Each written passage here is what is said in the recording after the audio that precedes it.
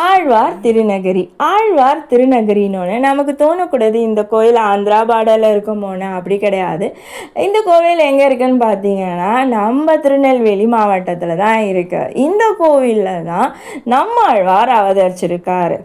இந்த கோவிலில் ராமபிரான் நம்மாழ்வாராகவும் லக்ஷ்மணர் புளிய மரமாகவும் அவதரிச்சதா சொல்கிறாங்க. இந்த கோவிலில் இருக்கக்கூடிய புளிய மரம் இன்றளவுமே பழுக்காதாம். அதே மாதிரி இன்றளவுமே செழுமையாக இருக்கிறதா சொல்கிறாங்க. இந்த கோவிலில் இருக்கக்கூடிய சாமி பேர் ஆதிநாதரனும் அம்மன் பேர் ஆதிவல்லின்னு சொல்கிறாங்க. இந்த கோவிலில் இருக்கக்கூடிய சில விசேஷங்கள் என்னென்னா, நவ குருஸ்தலங்களில் இதுவும் ஒரு குருஸ்தலம். 108 திவ்ய தேசங்களில் இதுவும் ஒரு திவ்ய தேசமாக சொல்லப்படுது.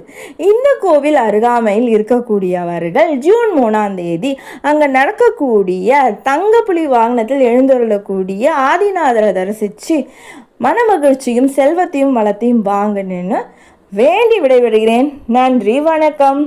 இந்த வீடியோ உங்களுக்கு பிடிச்சிருக்குன்னா தயவு செஞ்சு லைக் பண்ணுங்கள், ஷேர் பண்ணுங்கள், சப்ஸ்கிரைப் பண்ணுங்கள்.